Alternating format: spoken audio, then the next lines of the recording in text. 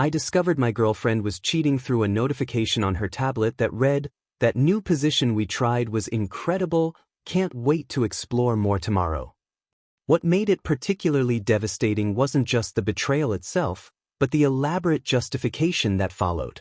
I'd been living with Rachel for 8 months in my downtown condominium, a space I'd carefully chosen for its proximity to both my civil engineering consulting office and the wellness startup where she worked developing mindfulness apps and corporate wellness programs. We'd settled into what felt like a mature, stable relationship built on shared values of health, professional ambition, and environmental consciousness, complete with our weekly farmers market trips, evening yoga sessions on my balcony, and her slowly moving her collection of succulents and motivational books into my previously minimalist space. The notification appeared on her tablet while she was enjoying her nightly ritual of an organic oat milk latte and essential oil diffuser session, and I was arranging our Friday evening setup of her favorite herbal tea, the documentary she'd selected about sustainable architecture, and the weekend hiking trail maps we'd been discussing. Her tablet, positioned on the coffee table between her meditation cushions and my engineering journals, lit up with Trevor's name and that stomach-dropping message that instantly transformed our cozy evening into something that would fundamentally change both of our lives.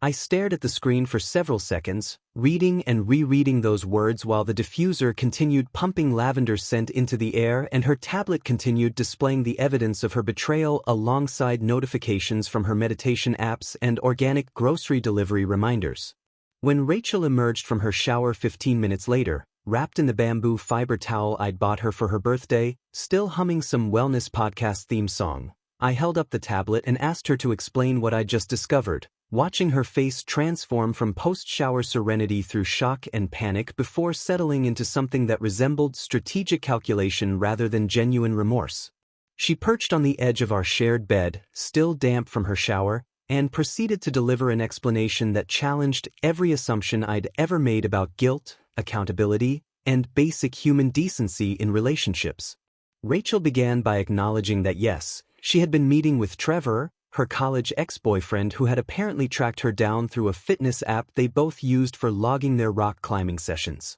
According to her version of events, Trevor had been systematically contacting her for the past month with increasingly desperate messages about needing closure, personal growth, and making amends for their toxic relationship that had ended badly 2 years before we met. She described how he'd worn down her resistance through what she called emotional manipulation, playing on her compassion and her wellness-focused belief in helping people heal from their past trauma. The coffee meeting she'd initially agreed to had evolved into workout sessions at his climbing gym, which had progressed to what she clinically referred to as their physical encounter the previous afternoon in his studio apartment. But here's where Rachel's explanation took a turn that left me questioning not just her judgment, but her entire moral framework and understanding of what constitutes betrayal in a committed relationship. She looked directly into my eyes and explained that since the encounter with Trevor had been emotionally hollow, physically unsatisfying, and had left her feeling disgusted with herself and disconnected from him,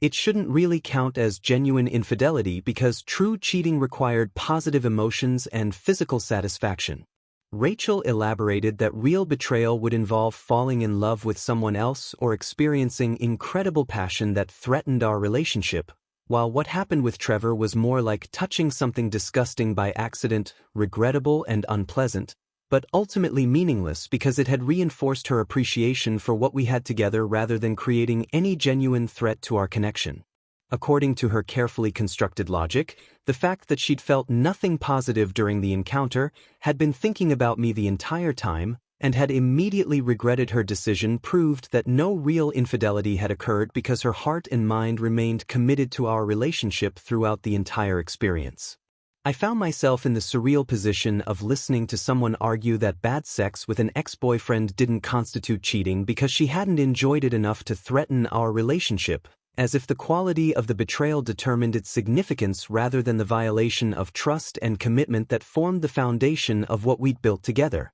The engineering part of my mind recognized this as a fascinating example of cognitive dissonance and rationalization, while the devastated boyfriend part processed the reality that I was sitting across from someone who measured betrayal by pleasure rather than loyalty, someone who believed her intentions and satisfaction levels could retroactively determine the moral weight of her actions. I realized in that moment that I had two choices: explode with the righteous anger that was building in my chest, or maintain my composure long enough to fully understand exactly who I'd been sharing my life with for the past 8 months. The strategic thinker in me chose the latter option, recognizing that appearing to accept her reasoning would give me time to process this revelation and plan my response accordingly. I forced myself to nod thoughtfully and acknowledged that her perspective made logical sense, watching relief wash over her features as she realized I wasn't going to immediately kick her out or dissolve into tears and accusations. Rachel practically melted with gratitude at my apparent understanding, moving closer on the bed and taking my hands in hers while explaining how the experience had ultimately strengthened her commitment to our relationship by showing her exactly what she didn't want and reinforcing her appreciation for the genuine emotional intimacy and physical chemistry we shared. Rachel continued elaborating on her philosophy that unpleasant experiences don't constitute real betrayal, diving deeper into analogies that revealed the stunning extent of her self-serving rationalization. She compared her encounter with Trevor to accidentally stepping in something disgusting while walking through a park, revolting and regrettable, but ultimately meaningless because the negative experience reinforced why you preferred clean pathways and made you more grateful for sidewalks. According to her logic, true infidelity required genuine desire, emotional connection, and physical satisfaction, while what happened with Trevor was more like a medical procedure or unpleasant obligation that you endured rather than enjoyed. Rachel painted an increasingly detailed picture of how the encounter had unfolded in Trevor's cramped studio apartment after their climbing session, describing every uncomfortable moment from the instant they walked through his door. She told me about noticing the unwashed dishes piled in his tiny sink, the unmade bed with questionable sheets, the general chaos and masculine disorder that immediately reminded her why their college relationship had been such an emotional disaster. Rachel explained how she'd felt increasingly uncomfortable as Trevor tried to recreate their old dynamic, describing his clumsy attempts at seduction and how different his touch felt compared to the gentle intimacy we shared. She insisted that throughout the entire encounter, she'd been thinking about our relationship and mentally comparing everything Trevor did unfavorably to our connection. According to Rachel's carefully constructed narrative, she'd spent the whole experience feeling disconnected and disgusted, counting the minutes until she could escape back to our clean, organized home and the emotional safety she felt in my arms. She described how she'd eventually cut the encounter short when she couldn't continue pretending to be engaged, making some excuse about suddenly feeling nauseous and practically running from his apartment while he was still confused about what had gone wrong. Rachel emphasized how the experience had been purely educational rather than pleasurable, teaching her valuable lessons about appreciating what she had instead of wondering about what she might be missing from her past. She described driving home afterward with tears of regret and overwhelming gratitude for our relationship, spending that evening planning ways to show me more appreciation and deepen our emotional connection. The way Rachel told it, her betrayal was actually a gift to our relationship because it had permanently eliminated any lingering curiosity about her past and confirmed beyond doubt that what we had together was infinitely superior to anything she could find elsewhere. She talked about how the contrast had made her realize that real intimacy wasn't just physical but required the emotional trust and intellectual compatibility we'd spent months building together. I sat there listening to her elaborate justifications while maintaining my calm, supportive expression, even as my mind cataloged every detail of her self-serving rationalization and began formulating exactly how someone who thought this way deserved to be treated in return. The engineering part of my brain was actually impressed by the logical architecture of her argument, even while the betrayed boyfriend part of me noted that she was essentially arguing that intentions and outcomes could retroactively determine moral weight. When Rachel finished her comprehensive explanation, I nodded slowly and agreed that her logic was completely sound since there had been no emotional connection or physical satisfaction involved, watching her face transform with relief and gratitude that bordered on euphoria. She threw her arms around me and talked about how much she loved my rational, understanding approach to relationships and how lucky she felt to be with someone who could see past surface appearances to understand the deeper truth of situations. Rachel suggested we celebrate this breakthrough in our relationship honesty by going to our favorite restaurant downtown, the one with the farm-to-table menu and sustainable sourcing that had become our regular spot for important conversations and relationship milestones. She talked animatedly about how this experience had taught her the importance of complete transparency in relationships and how she felt closer to me than ever before because she'd shared something so difficult and I'd responded with understanding rather than judgment. Rachel even mentioned that she wanted to delete Trevor's contact information and block him on all social media platforms to ensure nothing like this could ever happen again, presenting this as evidence of her renewed commitment to our exclusive relationship. I agreed that dinner sounded perfect while mentally noting that someone who could rationalize betrayal this thoroughly certainly deserved to experience exactly the same type of logical reasoning applied to their own situation, and I found myself curious about how she'd react when her own twisted philosophy was turned back on her. The following morning, Rachel left for her job at the wellness startup feeling more vindicated and closer to me than she had in months, practically floating out the door after kissing me goodbye and telling me how grateful she was to have such an understanding and rational partner. She'd even packed me a lunch with a sweet note about appreciating partners who see the deeper truth in difficult situations, completely convinced that her confession had strengthened our relationship rather than destroyed it. I watched from my balcony as she drove away in her hybrid sedan, probably already planning to tell her coworkers about how mature and evolved our relationship was, completely unaware that she would never set foot in my condominium again. Once I heard her car disappear into the morning traffic, I began what would become a methodical 10-hour operation to systematically remove Rachel from my living space and life with the same precision I applied to engineering projects. The first call I made was to the building's security company to schedule an emergency lock reprogramming, explaining that I needed all electronic access codes changed immediately due to a security concern. I spent the next hour on the phone with various service providers, meticulously removing Rachel's access from every shared account we'd established over the past 8 months. I deleted her profile from my streaming services, removed her from my gym membership where she'd been using guest privileges, and canceled her access to the premium grocery delivery service that had been charging my credit card for her elaborate organic smoothie ingredients and specialty wellness products. I called my bank to have her removed from my account notifications and canceled the joint rewards credit card we'd opened for shared expenses, making sure to transfer any accumulated points to my personal account before closing it entirely. Each phone call felt like removing another thread that had woven our lives together, systematically dismantling the infrastructure of our relationship with surgical precision.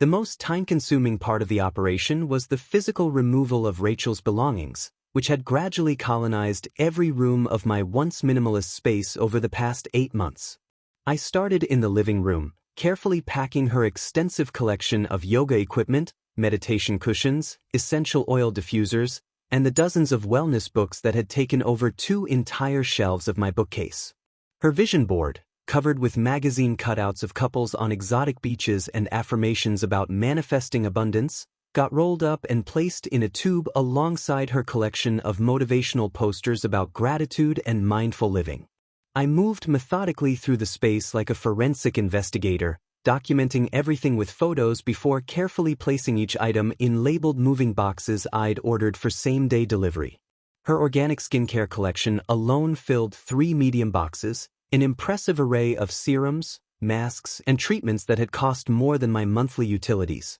I packed her crystal collection with extra care, wrapping each supposedly healing stone in tissue paper while mentally calculating that she'd spent more on rocks with imaginary powers than I spent on actual engineering software. Her supplement collection required its own large box, dozens of bottles promising everything from enhanced intuition to improved aura clarity, most of them barely touched after the initial enthusiasm wore off. Room by room, I dismantled the life we'd built together, removing every trace of her presence while maintaining the clinical detachment that had served me well in my professional career. The bathroom required the most careful attention due to Rachel's elaborate morning routine that involved 15 different products arranged in a specific sequence she claimed was based on ancient Ayurvedic principles. I packed her organic bamboo toothbrush, her special fluoride-free toothpaste, her tongue scraper, her oil-pulling supplements, her facial gua sha tools, and the 3 different types of natural deodorant she rotated based on her menstrual cycle and the lunar calendar. Her shower caddy alone contained enough products to stock a small spa, each one promising to align her chakras or detoxify her aura while costing 3 times what normal products would. In the bedroom, I carefully folded and packed her extensive collection of activewear, organic cotton pajamas, and the meditation robes she wore during her morning mindfulness practice on my balcony. I removed her collection of dream catchers, sage bundles, and the small altar she'd created on my dresser for her daily gratitude practice, packing each item with the same care I'd use for delicate engineering instruments. Her journals filled an entire box, years of wellness journey documentation, goal setting, and what she called shadow work, all written in the elaborate cursive she'd learned from some online course about connecting with your feminine divine energy. The kitchen presented its own challenges, as Rachel had gradually replaced many of my practical appliances with what she considered more spiritually aligned alternatives. I packed her special alkaline water filter, her crystal-infused water bottles, her organic bamboo cutting boards, and the collection of superfoods that had taken over 3 shelves of my pantry. Her herbal tea collection filled 2 boxes, an impressive array of blends promising everything from improved clarity to enhanced psychic abilities, most still sealed because she'd moved on to newer trends before finishing the previous month's purchases. I carefully dismantled her fermentation station on my counter, packing the kombucha brewing jars, the sourdough starters she'd named Luna, and the various cultures she was experimenting with to optimize her gut microbiome. Her collection of organic spices and adaptogenic powders required special handling, dozens of small containers with Sanskrit names and claims about balancing doshas that I'd never fully understood but had paid for without question. By mid-afternoon, I had systematically worked through every room, every closet, every drawer, documenting and packing 8 months of gradual colonization with the thoroughness that had made me successful in my consulting career. The electronic lock reprogramming technician arrived just as I was finishing the final room, an efficient professional who updated all the access codes and removed Rachel's biometric data from the system without asking questions. I tested the new system twice to ensure complete functionality before he left, appreciating the finality of knowing that Rachel's thumbprint would no longer grant her access to what had been our shared space. The moving boxes were perfectly organized and labeled, stacked neatly in my living room like a temporary monument to the relationship I was systematically erasing. Each box was clearly marked with its contents and her name, ready for transport to whatever destination she would choose once she discovered her new reality. I arranged for a storage unit rental in her name, paid for the first month, and had the boxes delivered there with instructions that only she could access them using the identification I'd provided. The final step was the most symbolic but necessary. I changed my Wi-Fi password from the combination of our names she'd suggested to something that reflected my new independent reality, updated all my personal accounts to remove any trace of our connection, and blocked her access to my location sharing and calendar sync. As the afternoon sun shifted across my newly spacious living room, I realized that for the first time in 8 months, every object in my home was something I had chosen and paid for. Every decision about the space reflected my preferences rather than compromises we'd negotiated. The silence felt different too, not empty but clean, like the air after a storm has passed and washed everything clear. I ordered dinner from my favorite restaurant that Rachel had always dismissed as too mainstream and environmentally unconscious, opened a bottle of wine that didn't need to be organic or biodynamic, and settled into my restored space to enjoy the peace that comes from decisive action. The engineering part of my mind appreciated the efficiency of the operation, while the human part of me began processing what would happen when Rachel returned from her day of feeling spiritually elevated and emotionally connected, only to discover that her key no longer worked and her entire life had been neatly boxed and relocated. The final phase of my surgical removal operation required the most attention to detail, as I moved through the spaces that held the deepest remnants of our shared life together. The bathroom vanity, which Rachel had transformed into what she called her sacred self-care sanctuary, took nearly an hour to fully clear. I carefully packed her collection of face masks made from rare clays sourced from sacred mountains, her organic rose water toner that cost more per ounce than premium whiskey, and the jade facial roller she claimed had been blessed by Tibetan monks. Her morning skincare routine had involved 17 different steps, each product promising to align her chakras while rejuvenating her skin, and I packed every bottle and jar with the same methodical precision I used for calibrating engineering instruments. The medicine cabinet revealed her extensive supplement collection, bottles of everything from ashwagandha for stress relief to lion's mane mushroom for enhanced consciousness, most purchased during late-night wellness influencer binges and barely touched since the initial enthusiasm faded. I documented each item before packing, creating a comprehensive inventory that would have impressed any insurance adjuster, though I doubted Rachel would appreciate the thoroughness when she eventually discovered her belongings in storage. Her collection of crystals required special handling, as she'd placed them throughout the apartment according to some feng shui principle she'd learned from a weekend workshop.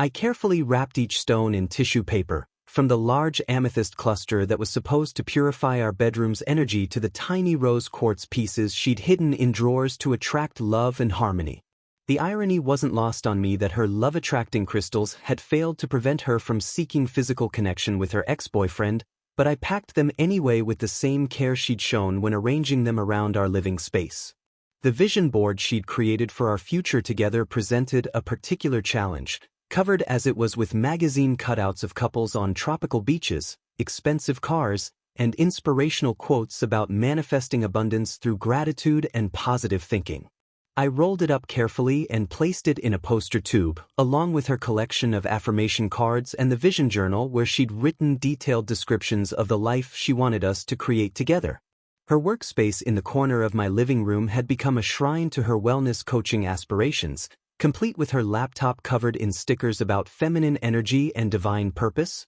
her collection of oracle cards for providing spiritual guidance to clients, and the ring light she used for creating content about authentic living and conscious relationships.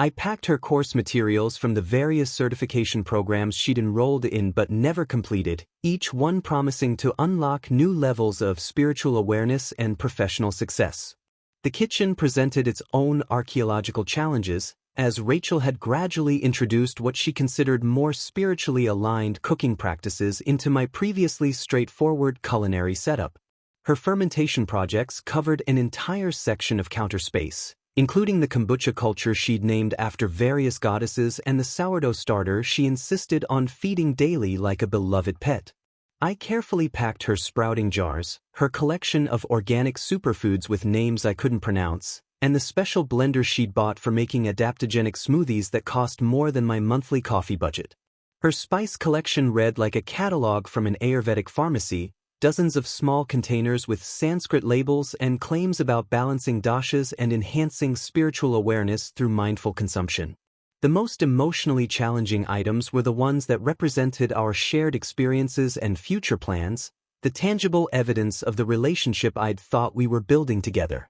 I found the tickets for our planned weekend getaway next month to a retreat center where we were supposed to deepen our connection through couples yoga and meditation workshops. I packed them without hesitation, along with the guidebooks she'd bought for places we'd discussed visiting and the journal where she'd written about her excitement for our shared adventures. Our couple photos required careful handling, as she'd spent considerable time creating elaborate displays throughout the apartment, each one meant to reinforce our connection and manifest continued happiness together. I removed each photo from its expensive frame, placing the pictures in an envelope labeled memories that went into her personal box while keeping the frames for myself, appreciating their quality even if their previous contents no longer held meaning. By late afternoon, I had transformed my living space back into the clean, organized environment I'd maintained before Rachel's gradual colonization had filled every surface with wellness products and spiritual paraphernalia. The apartment felt larger somehow,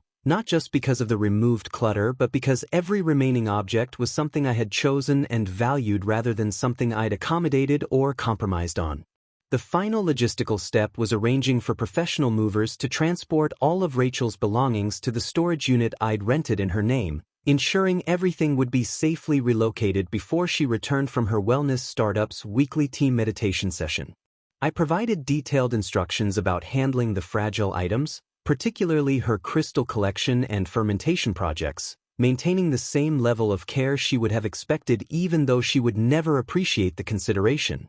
The storage facility manager confirmed that only Rachel could access the unit using proper identification, and I arranged for the rental payment to come from a separate account with enough funding for 3 months, giving her adequate time to figure out her next steps. I left a single note taped to the most visible box, written in my neat engineering script. It mattered. Those 2 words summarized everything I needed to communicate about her twisted logic and my response to it, a message she would understand once she had time to process the symmetry of our situations. The new electronic locks were tested and functioning perfectly, with all of Rachel's biometric data and access codes completely purged from the system, ensuring that her surprise would be complete and irreversible. I spent the final hour before her expected return time cleaning the apartment thoroughly, not because it needed cleaning but because the physical activity helped me process the emotional weight of systematically dismantling 8 months of shared life. As evening approached and I heard her hybrid sedan pull into the covered parking garage below, I positioned myself in my restored living room with a glass of the wine she'd always criticized as insufficiently organic, preparing for what promised to be an illuminating conversation about the practical applications of her betrayal philosophy.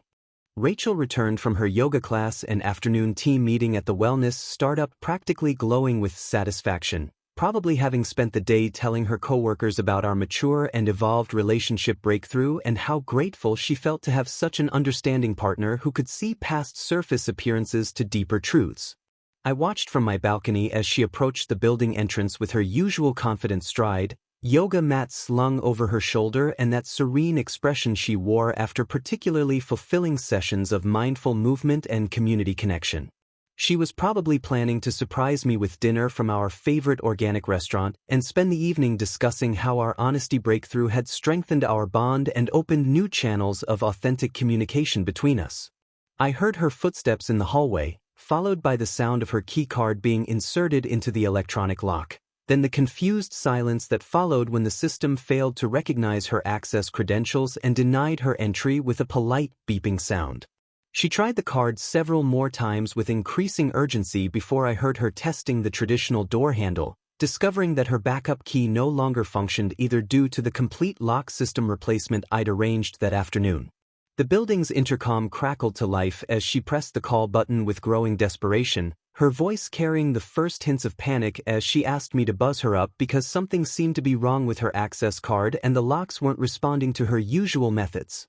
I took a leisurely sip of my wine before responding through the intercom system, keeping my voice calm and reasonable as I explained that there was nothing wrong with the locks, they were simply no longer programmed to recognize her because she no longer lived here. The silence that followed stretched for several seconds as she processed this information, probably standing in the hallway trying to understand how her day of spiritual elevation and relationship gratitude had suddenly transformed into something that felt like a practical joke or nightmare. When she finally found her voice, Rachel's tone had shifted from confused to demanding as she insisted I stop whatever game I was playing and let her into what she still considered our shared home, reminding me that all her belongings were inside and that we'd had such a positive conversation the night before about honesty and growth. Through the intercom, I calmly explained that I'd spent the day applying her own logical framework to our relationship situation, using the same rational analysis she'd used to justify her encounter with Trevor.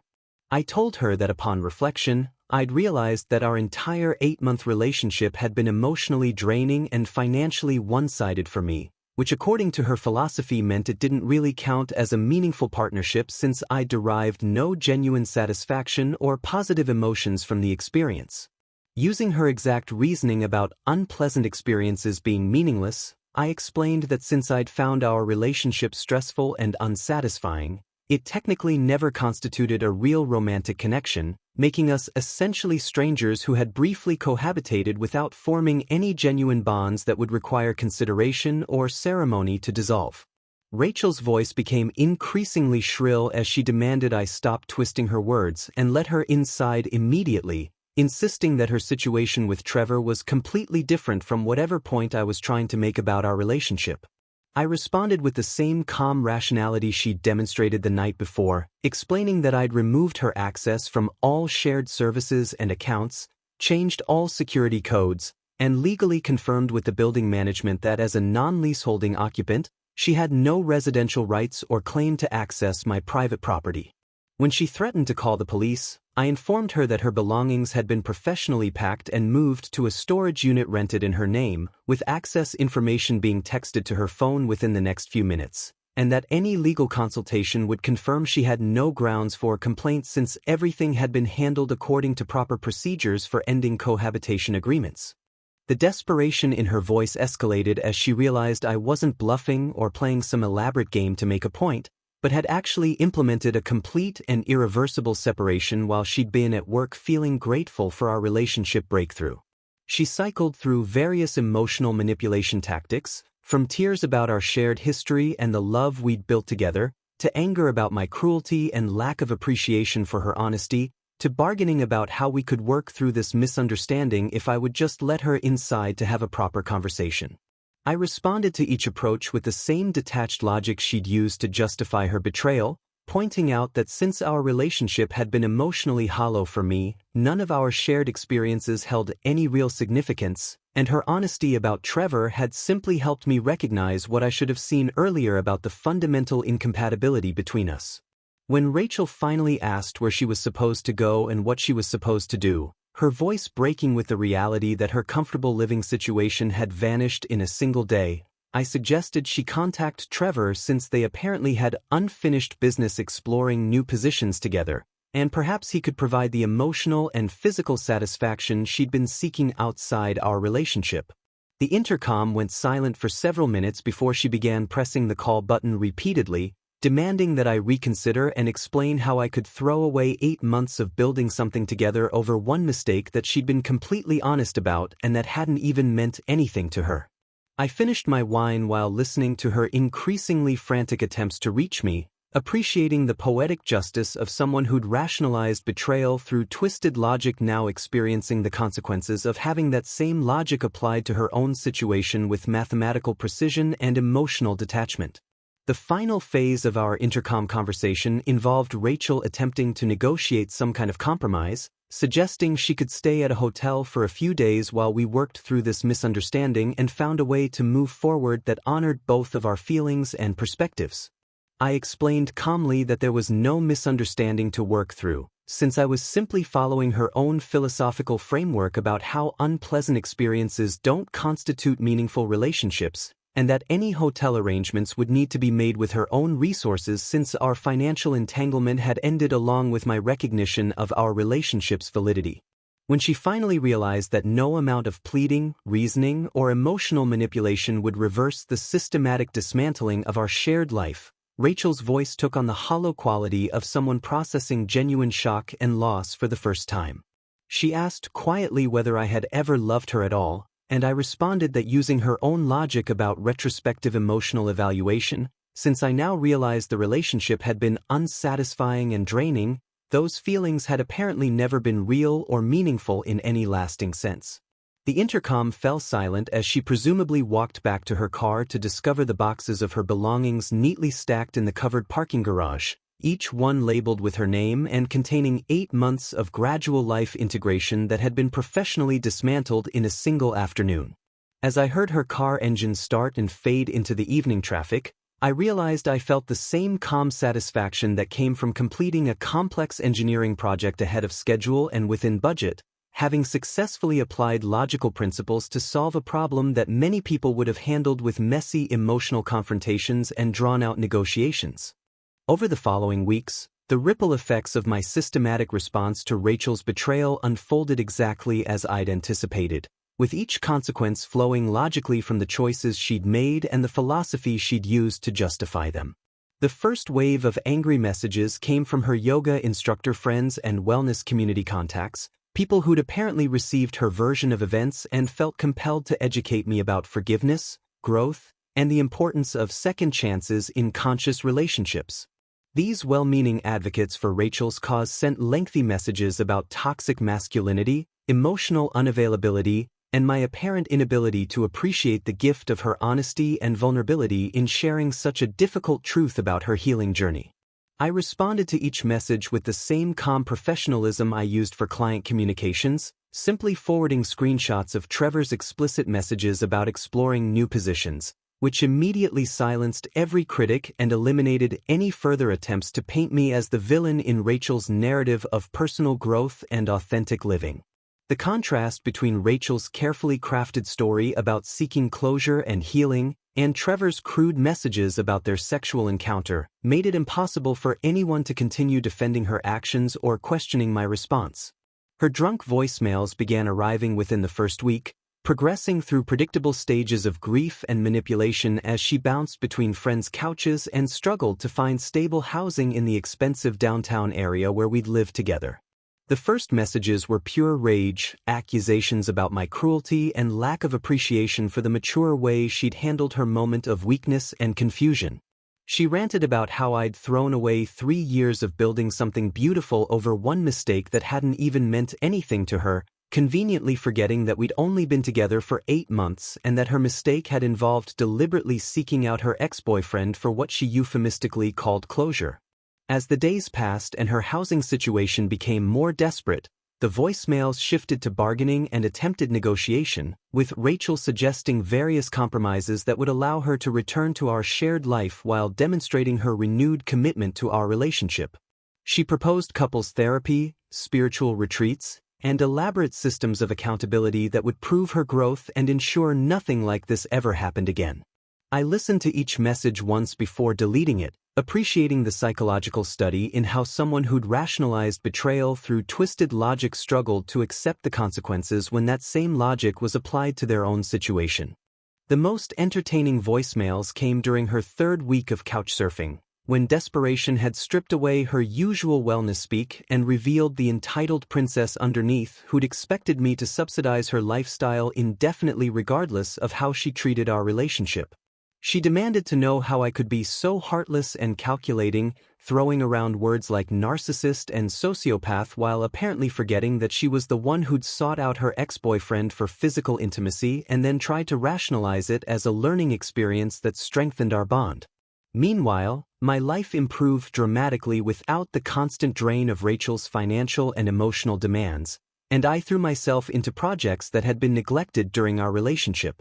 I renovated my home office, upgraded my engineering software, and took up rock climbing at a gym across town where I wouldn't risk encountering any of Rachel's wellness community contacts. The climbing gym introduced me to a completely different social circle, people who appreciated technical precision, calculated risks, and the satisfaction that comes from systematic improvement rather than spiritual bypass and motivational platitudes. Through mutual connections who couldn't resist sharing gossip, I learned that Rachel's situation was deteriorating rapidly as reality set in about the true cost of independent living and the limited patience of friends who'd initially offered temporary shelter. Trevor had quickly lost interest once she became emotionally needy and started hinting about wanting to rebuild their relationship, leaving her to realize that his messages about exploring new positions had been purely physical rather than romantic. Her attempts to find affordable housing in the downtown area had failed due to her limited income and lack of rental history, forcing her to consider moving back with her conservative parents in a small suburban town 2 hours away from the wellness startup job she'd worked so hard to establish.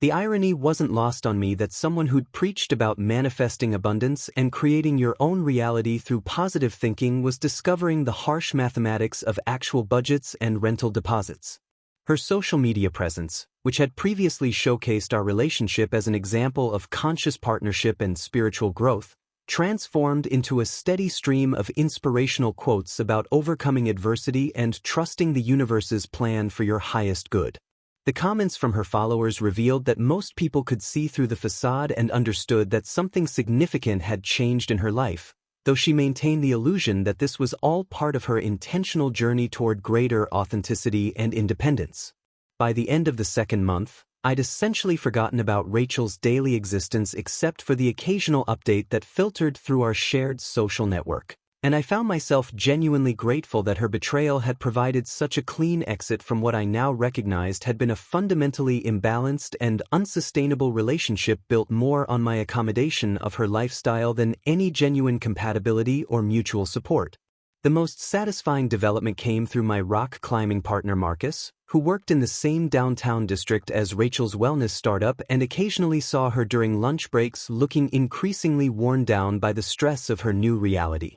According to Marcus, she'd lost considerable weight and seemed to have abandoned the carefully curated wellness aesthetic that had defined her personal brand, appearing instead like someone who was discovering the difference between spiritual aspirations and practical survival. Her attempts to maintain her social media presence had become sporadic and desperate, with posts about gratitude and manifestation that felt forced and hollow compared to the confident wellness content she'd previously shared from our comfortable downtown lifestyle. The final blow to her carefully constructed narrative came when Trevor began posting photos with a new girlfriend on the same social media platforms where he'd been messaging Rachel about their encounters, making it clear that his interest in exploring new positions had never been exclusive or particularly meaningful to him. This revelation apparently devastated Rachel more than losing our relationship, according to the mutual friend who'd witnessed her breakdown at a coffee shop when she discovered that her closure session with Trevor had been just another casual encounter for him rather than the emotionally significant experience she'd convinced herself it represented.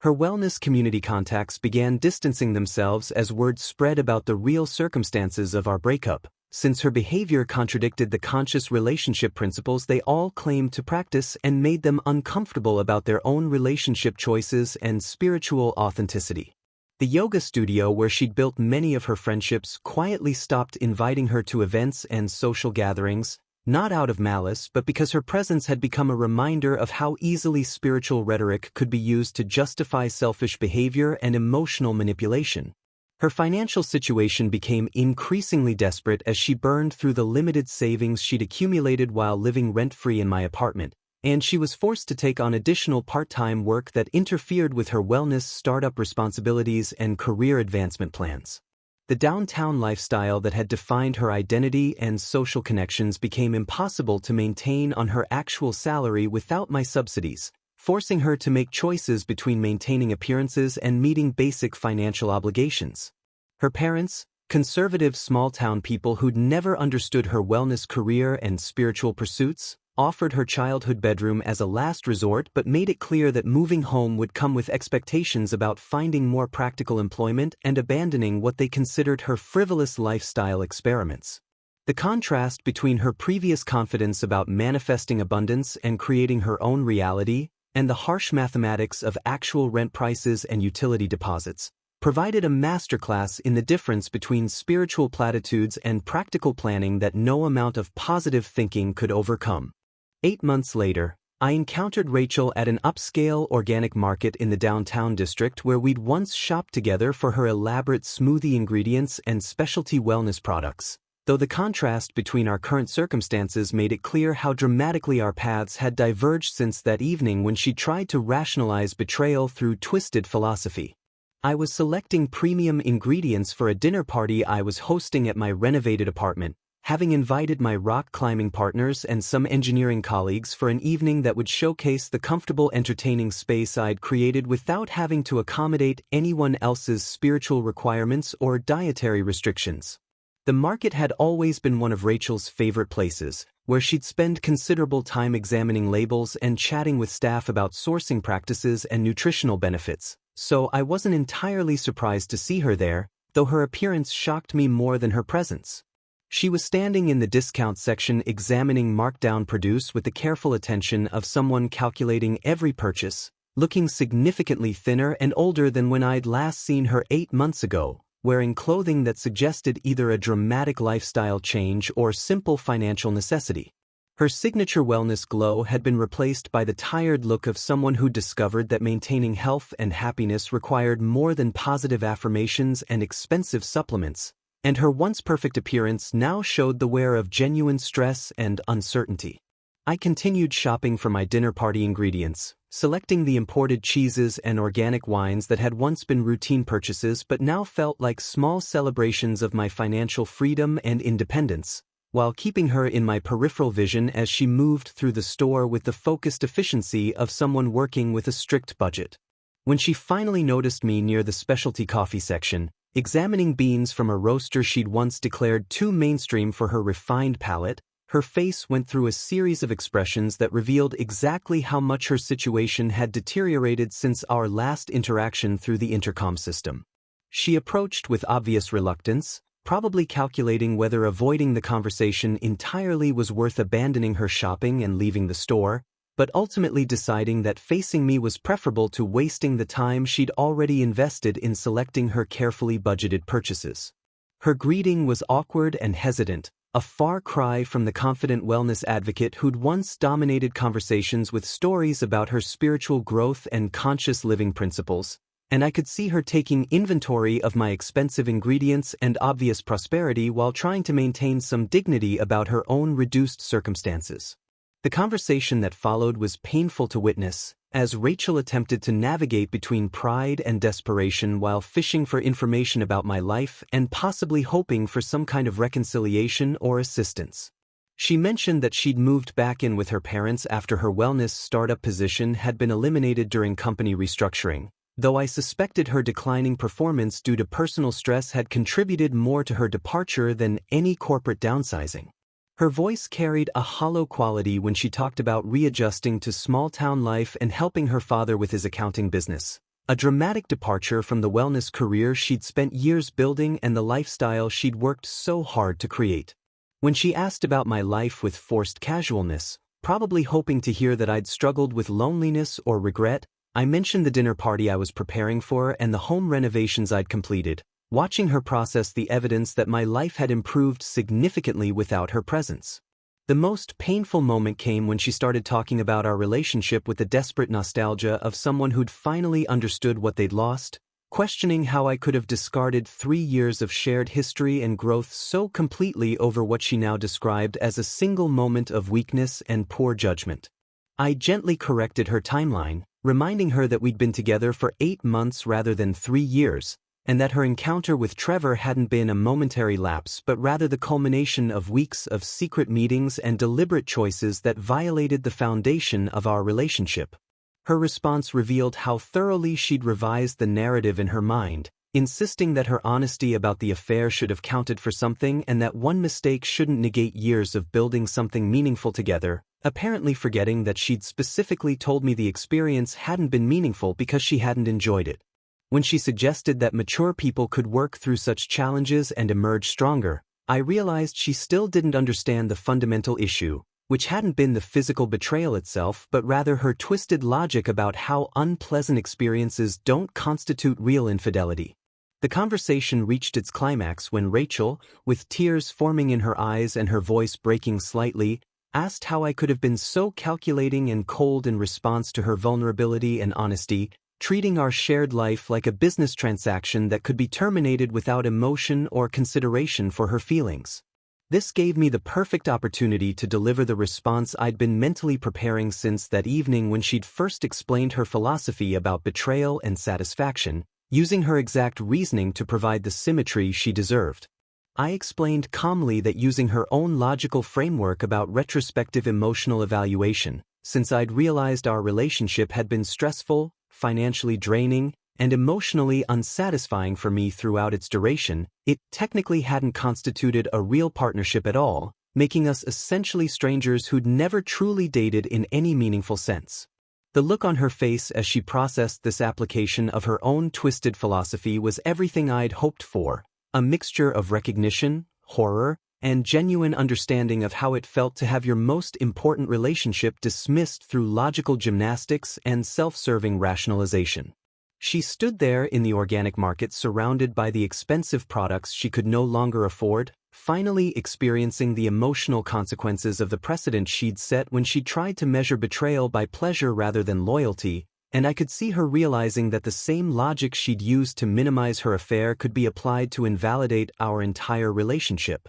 I left her standing there processing this revelation while I completed my shopping for premium ingredients that would help create a memorable evening with people who actually valued genuine connection and mutual respect, walking away from the final chapter of our story with the same calm satisfaction I'd felt that evening 8 months ago when I'd heard her car disappear into the traffic, carrying her toward the consequences of her own twisted philosophy about what constituted real betrayal and meaningful relationships.